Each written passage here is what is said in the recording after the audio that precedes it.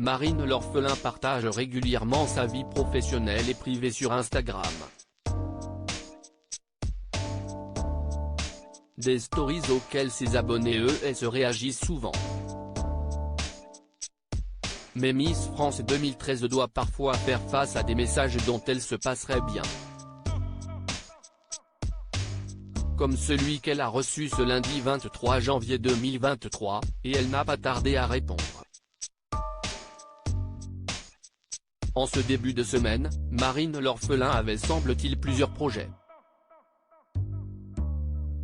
Mais ils ont été bouleversés par un petit souci de santé comme elle l'a dévoilé dans une publication éphémère. Vive le canapé. Quand la journée devait être productive, mais que tu es malade. Bah il faut prendre son mal en patience. Mon conseil pour limiter les nausées, boire ou manger de manière très fractionnée, des boissons ou aliments froids, peut-on lire en légende d'un selfie sur lequel elle apparaît avec une petite mine. Très vite, des internautes ont supposé que Marine l'orphelin attendait son premier enfant avec son futur mari Christophe. Vive les joies de la grossesse, a-t-elle notamment reçu un commentaire accompagné d'un emoji qui fait un clin d'œil. Et il a eu le don d'agacer l'ancienne reine de beauté, qui a fait sensation lors de la dernière cérémonie Miss France. Elle a donc répondu, « Alors je sais que ce n'est pas malveillant de votre part.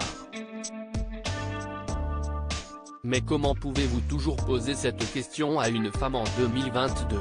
J'ai reçu des dizaines de messages dans ce sens.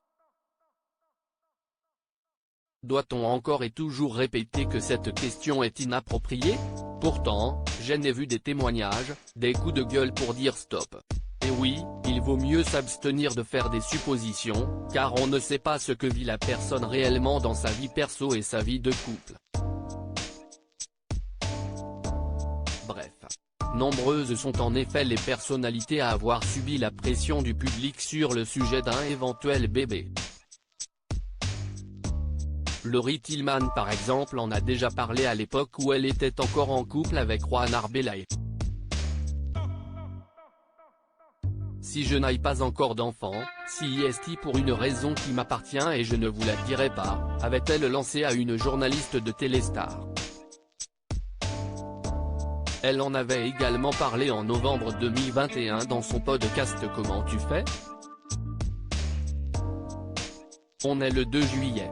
Je poste une photo banale d'une copine et moi, sortis de plage, pour célébrer le début des vacances. Et là, si est le drame, une déferlante de commentaires, de félicitations et d'articles annonçant ma grossesse s'abattent sur la toile. Pour la première fois de ma vie, je me sens dépossédée de mon corps, de mes ovaires, de mes règles, de mon propre cycle. De ma vie en fait, disait-elle notamment.